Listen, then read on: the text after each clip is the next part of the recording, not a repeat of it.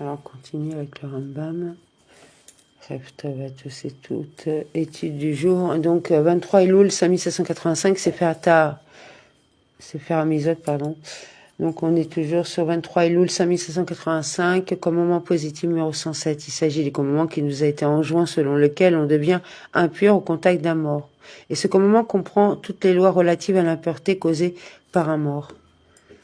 3 Prakim, donc 23 Elul 5785, c'est faire Tahara, loi relative à l'impureté d'un mort, chapitre 18. Une personne a en même temps placé une main au-dessus d'un cadavre et sa seconde main au-dessus d'ustensile, ou bien elle a en même temps touché un cadavre et placé sa main au-dessus d'ustensile. Si sa main présente une surface d'un tefa sur un tefa, les ustensiles deviennent impurs. Sinon, ils restent purs. De même, soit 2 maisons dans lesquelles se trouvent 2 demi-kazaïtes de la chair d'un cadavre. Un demi-kazaïte dans chaque maison. Une personne a étendu sa main à l'intérieur de l'une de ces maisons et sa seconde main dans l'autre maison. La règle est que si sa main présente une surface d'un tefa sur un tefa, il met l'impureté de sorte que tout devient comme un seul OL. Et lui-même ainsi que les 2 maisons deviennent impures et sinon il ne propage pas l'impureté.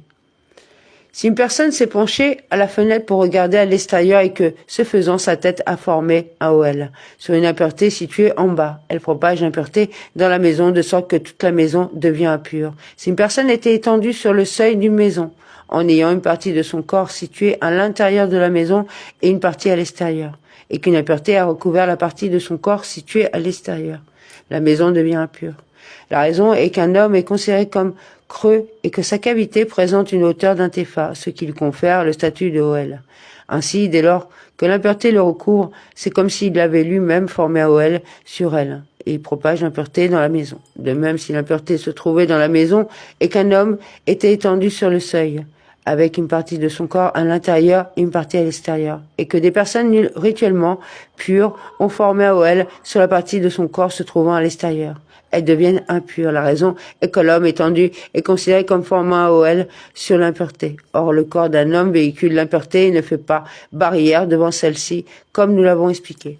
Si les porteurs d'une civière mortuaire sont passés en dessous d'un portique, que l'un d'eux a pris les devants et maintenu la porte fermée en tirant celle-ci à l'aide de la clé se trouvant dans le trou de la serrure, afin que la maison ne devienne pas impure, ou de même si quelqu'un de l'intérieur ou de l'extérieur a appuyé sur la porte pour la maintenir fermée. Telle est la règle. Si la porte pouvait rester fermée toute seule sans la pression exercée, la maison reste pure. Sinon, la maison est impure, puisqu'il s'avère que c'est un homme qui a bloqué l'impureté. Et nous avons pour principe qu'un homme et des ustensiles véhiculent l'impureté, mais ne font pas obstacle devant elle, comme nous l'avons expliqué.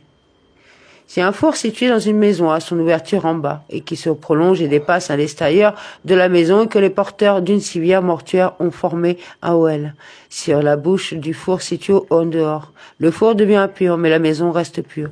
La raison pour laquelle l'impureté n'est pas transmise à la maison est que le four n'est pas surélevé d'un tefa sur le sol de manière à communiquer l'impureté à la maison.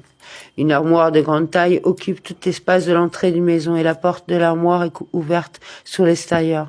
S'il y a une impureté à l'intérieur de l'armoire, la maison reste pure. En revanche, si une impureté se trouve dans la maison, les ustensiles qui se trouvent dans l'armoire deviennent impurs, car l'armoire est ouverte et située dans l'entrée dont elle occupe tout l'espace. Or, il est naturel pour l'impureté de sortir, mais il n'est pas naturel d'entrer. S'il y a un tiroir qui se tire à l'arrière de l'armoire, sous moins d'un tefa, et qui ne s'enlève pas, et qu'une impureté se trouve à l'intérieur du tiroir tiré, directement en dessous du poutre du plafond de la maison reste pure, car bien que le tiroir soit tiré, il ne s'enlève pas et ne sort pas sur un tefa. Cela à condition que le tiroir contienne un espace d'un tefa, soit un tefa avec un tefa de haut. Mais s'il ne contient pas un espace d'un tefa cube, l'impureté se trouve à l'étroit, à l'intérieur de la maison et par conséquent la maison devient impure.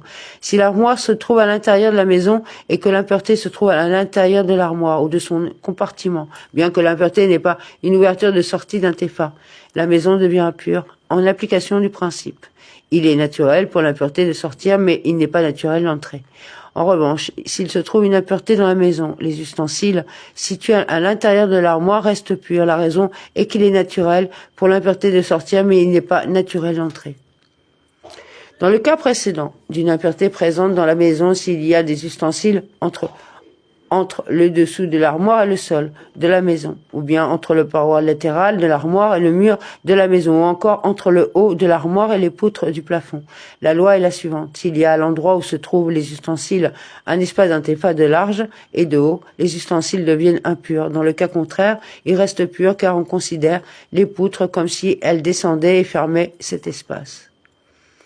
À l'inverse, si l'impureté se trouve en dessous de l'armoire, entre celle-ci et le sol de la maison, ou au-dessus, entre l'armoire et les poutres du plafond, ou entre l'armoire et le mur de la maison, qu'il y ait à cet endroit un espace d'un tépha ou non.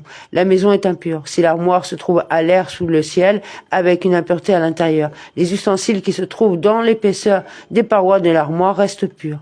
De même, s'il y a une impureté dans l'épaisseur des parois, les ustensiles qui sont à l'intérieur de l'armoire restent purs.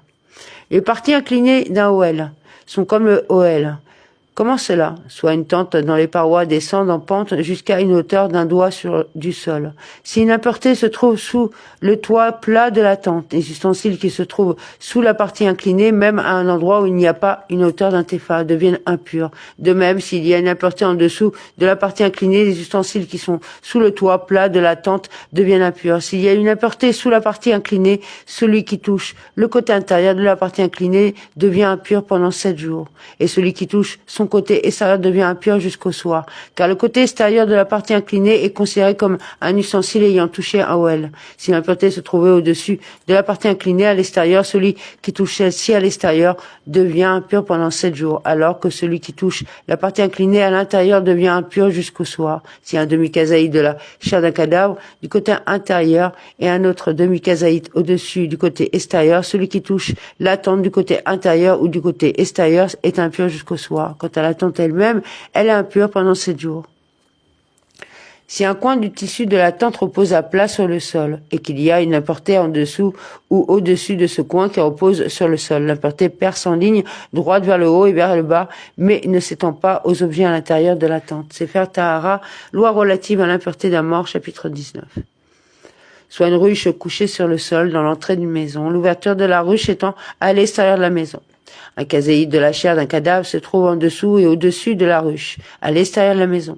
La règle est la suivante. Tout objet qui se trouve en ligne droite, au-dessus ou en dessous du kaséide de chair devient impur. Tout objet qui se trouve dans l'espace intérieur de la ruche reste pur, à l'exception d'un objet qui se trouve en ligne droite, au-dessus ou en dessous de l'impureté. Quant à la maison, elle reste pure. S'il y a une impureté dans la maison, seule la maison devient impure, mais les ustensiles qui se trouvent à l'intérieur de la ruche, même dans la partie située à l'intérieur de la maison ou qui se trouve en dessous et au-dessus de la ruche, à l'extérieur de la maison, reste pur. Si l'impureté se trouve à l'intérieur de la ruche, tout devient impur.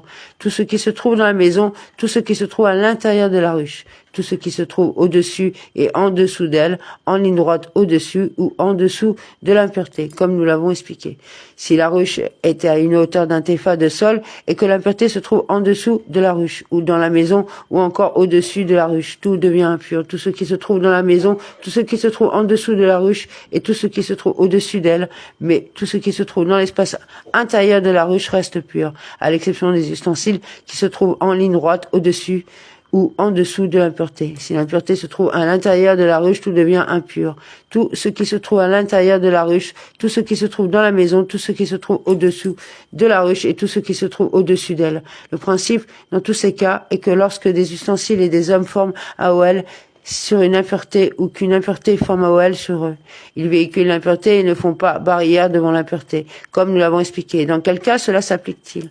Lorsque la ruche est un récipient avec des parois intactes et qu'elle présente une cavité intérieure vide d'un tépha, mais si elle est brisée et que le trou a été bouché avec de la paille, de sorte que la ruche n'a pas en pareil cas le statut d'ustensile. Ou si elle est intacte mais elle est remplie de paille, ne présentant pas à l'intérieur un espace vide d'un tépha, étant alors bouchée de sorte qu'il n'y ait pas un espace d'un tépha à un seul endroit. Telle sera la loi. Si elle se trouve à une hauteur d'un tépha du sol, et que l'impureté se trouve en dessous d'elle, ou dans la maison, ou tout objet qui se trouve dans la maison, ou en dessous de la ruche, même à l'extérieur de la maison, devient impur parce que la ruche forme un seul OL avec la maison. En revanche, tout objet qui se trouve à l'intérieur de la ruche et au-dessus d'elle reste pur, parce que la ruche est un OL en bois et n'est pas un ustensile. Si l'impureté se trouve à l'intérieur de la ruche, seul ce qui se trouve à l'intérieur devient impur.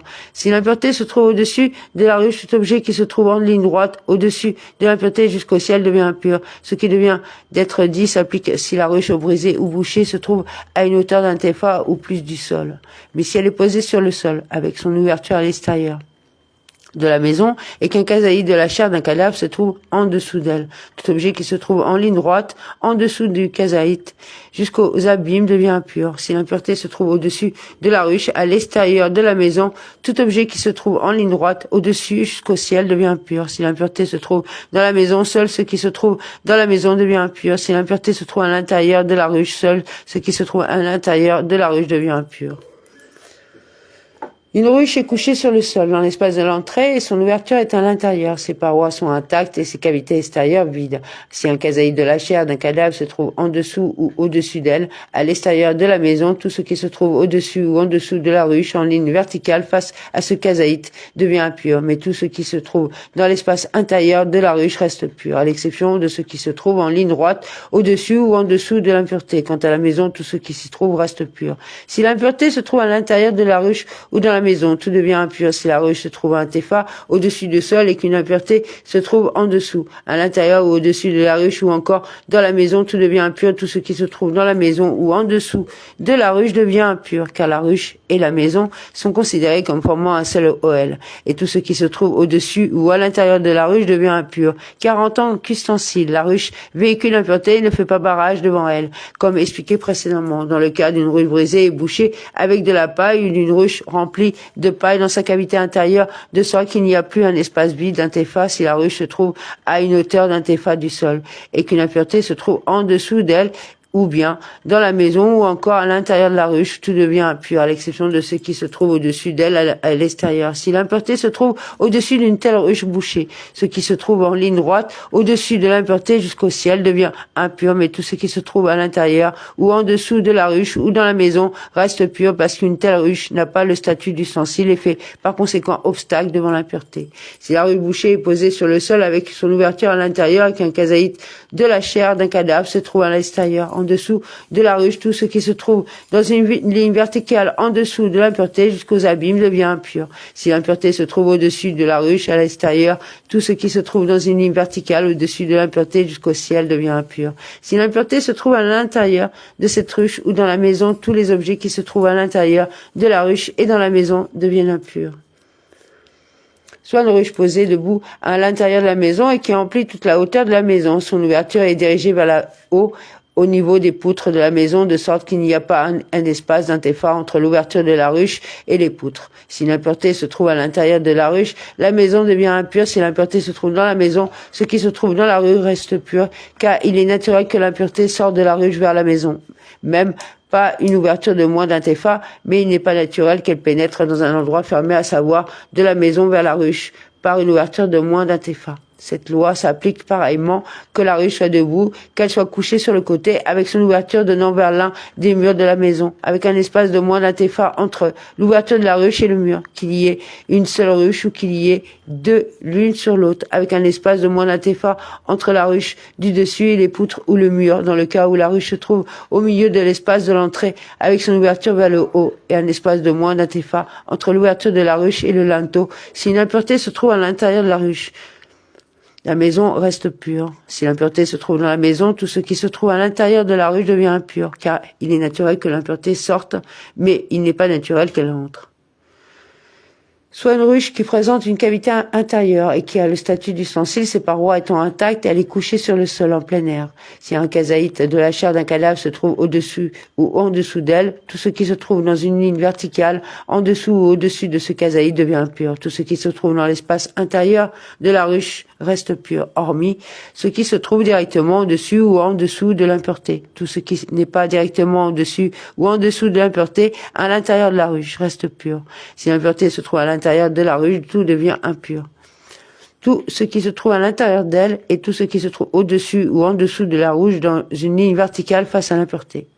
Si la ruche se trouve à une hauteur d'un tépha du sol et qu'une impureté se trouve en dessous ou en dessus d'elle, tout ce qui se trouve en dessous d'elle devient impur et de même tout ce qui se trouve au-dessus d'elle devient impur. En revanche, tout ce qui se trouve à l'intérieur de la ruche reste pur, à l'exception des ustensiles situés dans une ligne verticale en dessous ou au-dessus de l'impureté. Si l'impureté se trouve à l'intérieur de la ruche, tout devient impur. Tout ce qui se trouve à l'intérieur ainsi que tout ce qui se trouve au-dessus ou au-dessus d'elle, car les ustensiles servent de OL pour véhiculer l'impureté, mais ne font pas séparation devant elle.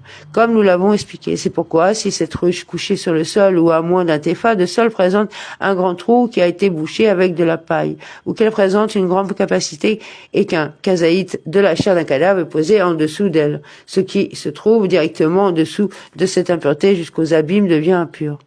Si l'impureté se trouve au-dessus de la ruche, ce qui se trouve directement au-dessus de l'impureté jusqu'au ciel devient impur. Si l'impureté se trouve à l'intérieur de la ruche, seul ce qui se trouve à l'intérieur d'elle devient impur. Dans ce cas où cette ruche, qui n'est pas assimilée à un ustensile, se trouve à une hauteur d'un tépha du sol. Telle est la loi. Si l'impureté se trouve en dessous d'elle, seul ce qui se trouve en dessous de la ruche devient impur. Si l'impureté se trouve à l'intérieur de la ruche, seul ce qui se trouve à l'intérieur devient impur. Si l'impureté se trouve au-dessus de la ruche, ce qui se trouve dans une ligne verticale au-dessus de l'impureté jusqu'au ciel devient impur. Le principe dans tous ces derniers cas est, comme nous l'avons déjà expliqué, qu'un récipient en bois de grande capacité est considéré comme un OL et non comme un ustensile. Et c'est pourquoi il fait barrière devant l'impureté. Soit une ruche qui a le statut d'ustensile, ses parois étant intactes et qui est posée debout sur sa base en plein air, avec une impureté en dessous, à l'intérieur ou au-dessus d'elle. En pareil cas, l'impureté perce vers le haut et vers le bas en ligne droite et rend impur tout ce qui se trouve en ligne droite au-dessus et en dessous de l'impureté, sans se répandre sur les côtés. Mais si la ruche se trouve à une hauteur d'un tépha du sol ou qu'elle est recouverte ou posée à l'envers sur une ouverture, avec une impureté en dessous, à l'intérieur ou au-dessus d'elle, tout devient impur. Tout ce qui se trouve à l'intérieur, tout ce qui se trouve au-dessus et tout ce qui se trouve au-dessus d'elle. Si l'impureté est en dessous, car l'ustensile qui forme un toit sur l'impureté véhicule l'impureté à la manière d'un OL, mais ne fait pas séparation devant celle-ci, comme nous l'avons expliqué. C'est pourquoi, si la ruche debout en plein air est brisée et que son trou est bouché avec de la paille, ou s'il s'agit d'une ruche ayant une grande capacité, que l'impureté soit en dessous, à l'intérieur ou au-dessus de la ruche, l'impureté perce vers le haut et vers le bas, en ligne droite, et rend impur tout ce qui se trouve en ligne droite au-dessus et en dessous de l'impureté, sans que se répandre sur les côtés. Mais si la ruche est située à une hauteur d'un tépha du sol et qu'une impureté se trouve en dessous d'elle, seul ce qui se trouve au-dessous de la ruche devient impur. Si l'impureté se trouve à l'intérieur ou au-dessus d'elle, ce qui se trouve directement au-dessus de l'impureté jusqu'au ciel devient impur, alors que les ustensiles en dessous de la ruche restent purs, parce que la ruche est un OL en bois et non un ustensile, et par conséquent elle fait barrière devant l'impureté.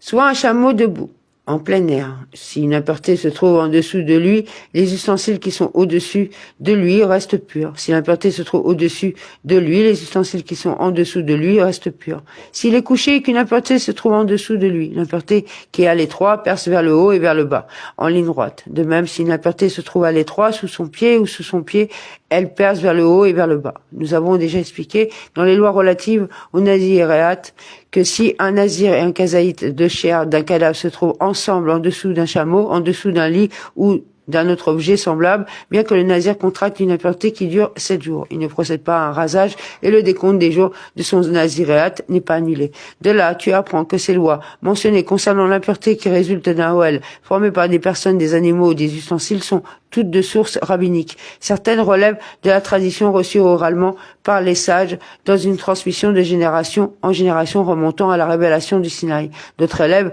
du décret de barrière rabbinique. Et c'est la raison pour laquelle le nazir ne procède pas au rasage de ses cheveux lorsqu'il contracte l'une de ces impuretés. De même, une personne qui entrerait dans le temple ou qui consommerait des offrandes après avoir contracté une telle impureté ne serait pas passible de retranchement. Toutes ces règles n'ont d'incidence qu'en ce qui concerne l'impureté rituelle de la terouma et des offrandes, comme nous l'avons expliqué.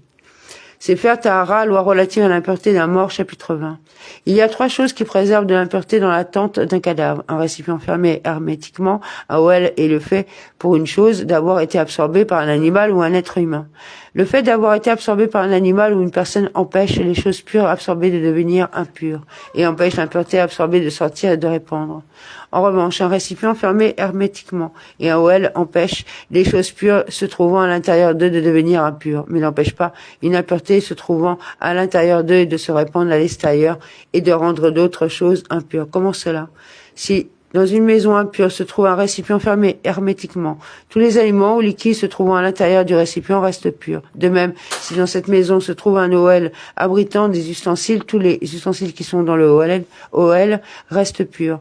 Mais cela ne fonctionne pas dans l'autre sens. Si le volume d'un casaïde de la chair d'un cadavre est posé dans un récipient fermé hermétiquement et que ce récipient est introduit dans une maison, la maison devient impure. Il en va de même dans le cas d'un OL situé à l'intérieur d'un autre OL. Si le volume d'un casaïde de la chair d'un cadavre se trouve à l'intérieur du OL intérieur, tous les ustensiles posés dans le OL extérieur deviennent impurs. En revanche, le fait d'avoir été absorbé par un animal ou par une personne empêche des choses pures de devenir impures et empêche une impureté de se répandre à l'extérieur. Comment cela? Par exemple, si un chien a mangé de la chair d'un cadavre humain et est entré dans une maison, la maison reste pure. Réciproquement, si un anneau pur a été avalé par un chien ou même par une personne qui est ensuite entrée dans la tente d'un cadavre, bien que la personne devienne elle-même impure pendant 7 jours, l'anneau avalé reste pur. De même, le fait d'avoir été avalé par tout autre animal sauvage ou domestique, oiseau ou poisson, préserve l'objet avalé et empêche l'impureté avalée de se répandre à l'extérieur. Cela s'applique tant qu'ils sont vivants. S'ils meurent et que la chair du cadavre humain avalé ou les ustensiles purs avalés se trouvent encore dans leur estomac, c'est comme s'ils n'avaient pas été avalés. Si la majorité d'un signe, à savoir la trachée ou l'œsophage, a été incisée chez un oiseau, ou la majorité des 2 signes chez un animal, bien que l'oiseau ou l'animal ait encore des convulsions, ils sont considérés comme morts, du point de vue de la loi relative à l'impureté avalée, et, par conséquent, A, ils ne préservent plus de l'impureté les ustensiles ayant été avalés par eux, et B, ils n'empêchent pas l'impureté qu'ils ont avalée et qu'ils se trouvent encore dans leur estomac de se répandre à l'extérieur et de transmettre l'impureté. Combien de temps l'impureté absorbée par l'animal séjourne-t-elle dans son estomac, ce qui la rend susceptible de communiquer l'impureté si celui-ci meurt? Pour un chien, 3 jours évolus, c'est-à-dire 72 heures. Pour les autres animaux sauvages et domestiques, oiseaux et poissons, 1 jour évolue, soit 24 heures. Dans quel cas dit-on que l'impureté avalée transmet l'impureté après la mort d'un animal si le délai indiqué ne s'est pas écoulé, lorsque la chair du cadavre avalé est restée dans l'estomac de l'animal et n'a pas été expulsée. Mais si elle a été expulsée par exemple dans le cas d'un loup qui a avalé un enfant, et l'a expulsée en déféquant, la chair est pure et les os restent impurs. Avec Shalom. Les choses absorbées ne sont préservées de l'impureté que si elles ont été avalées dans le ventre d'un être vivant, animal ou personne, comme nous l'avons expliqué. En revanche, des choses absorbées dans la masse compacte d'un ustensile ou dans une pierre ne sont pas préservées de l'impureté. Comment cela? Le crochet en métal d'un fuseau en bois que l'on a enfoncé dans celui-ci, la pointe en métal d'un aiguillon que l'on a enfoncé dans celui-ci, un anneau noyé dans une brique deviennent impurs qui sont introduits dans la tente d'un cadavre. Et cela bien qu'il ne soit pas visible et soit complètement recouvert. Si un ustensile ne préserve pas une chose de l'impureté par le fait qu'elle est noyée dans sa masse compacte, mais uniquement par la fermeture hermétique de son ouverture.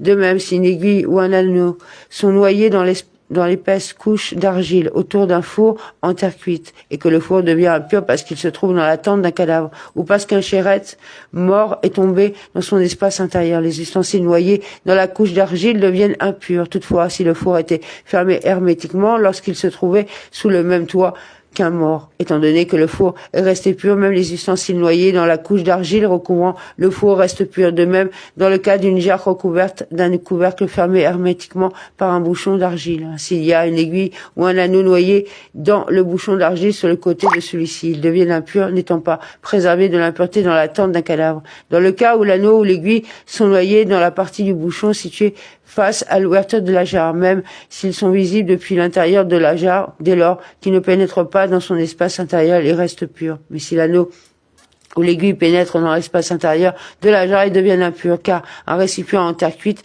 fermé hermétiquement ne préserve pas de l'impureté des ustensiles qui sont à l'intérieur, comme il sera expliqué. Cependant, s'il y a une très fine couche d'argile du bouchon qui recouvre en dessous de l'anneau ou l'aiguille pénétrant dans l'espace de la jarre, bien qu'il pénètre dans l'espace intérieur de la jarre, il reste pur en raison de cette fine couche d'argile qui les recouvre. Tous les ustensiles enfuis dans le sol de la maison deviennent impurs lorsqu'une impureté issue d'un cadavre se trouve dans la maison. Ils ne sont pas préservés de l'impureté en étant enfouis, car le sol d'un Ohel est considéré comme tel jusqu'aux abîmes, ce qui n'est pas le cas lorsque les ustensiles sont logés dans l'épaisseur des murs du Ohel. Comme il sera expliqué, comment cela, si une impureté se trouve dans la maison et que des ustensiles sont enfuis dans le sol, même à 100 coudées de profondeur, ils deviennent impurs. Et s'il y a à l'endroit où il se trouve un espace d'un tépha cube, ils sont purs, car ils sont alors en dessous d'un autre Ohel. À quoi cela peut-il être comparé? Au cas d'une maison à 2 étages, où, lorsqu'une impureté se trouve à l'étage, elle ne se répand pas au rez-de-chaussée de la maison, si bien que ce rez-de-chaussée de la maison reste pur. De même, si on a divisé en 2 la hauteur d'une maison en plaçant horizontalement, juste au-dessus du sol, une séparation faite de poutres ou de rideaux, et qu'une impureté se trouve entre la séparation et le sol, les ustensiles qui se trouvent dans la maison au-dessus de la séparation deviennent impurs, car un Ohel n'empêche pas l'impureté de sortir comme nous l'avons expliqué, mais si l'impureté se trouve au-dessus de la séparation, les ustensiles entre la séparation et le sol restent purs, car le Ohel les préserve de l'impureté. Et s'il n'y a pas une hauteur d'un tépha entre la séparation et le sol, ils sont considérés comme enfouis dans le sol de la maison et deviennent impurs. Soit un conduit creusé sous une maison afin d'assurer l'évacuation de ces eaux usées à l'extérieur. Ce conduit a 2 ouvertures, l'une dans la maison par laquelle on déverse les eaux usées et l'autre à l'extérieur par laquelle ces eaux sont vidées au dehors. Le conduit est recouvert sous la maison et il préserve une hauteur et une largeur d'un tépha sur un tépha. De même, l'ouverture de sortie de ce conduit à l'extérieur de la maison présente un tépha cube. S'il y a une impureté à l'intérieur du conduit, la maison reste pure. De même, si une impureté se trouve dans la maison, ce qui est à l'intérieur du conduit reste pur. Dans le cas où le conduit présente une hauteur et largeur d'un tépha, mais son ouverture ne présente pas un tépha carré. Si une impureté se trouve à l'intérieur du conduit, la maison devient impure. Mais si une impureté se trouve à l'intérieur de la maison, ce qui est à l'intérieur du conduit reste pur. L'application du principe selon lequel il est naturel pour l'impureté de sortir, mais il n'est pas naturel d'entrer. Dans le cas où le conduit ne présente pas un tépha cube, et son ouverture ne présente pas non plus un tépha cube, s'il y a une impureté à l'intérieur du conduit, la maison devient impure, comme si cette impureté se trouvait à l'intérieur de la maison. Et de même, s'il y a une impureté dans la maison, tout ce qui est à l'intérieur du conduit devient impur, parce que les ustensiles dans le conduit sont considérés comme enfouis dans le sol de la maison, et le sol de la maison a le même statut que celle-ci jusqu'aux abîmes.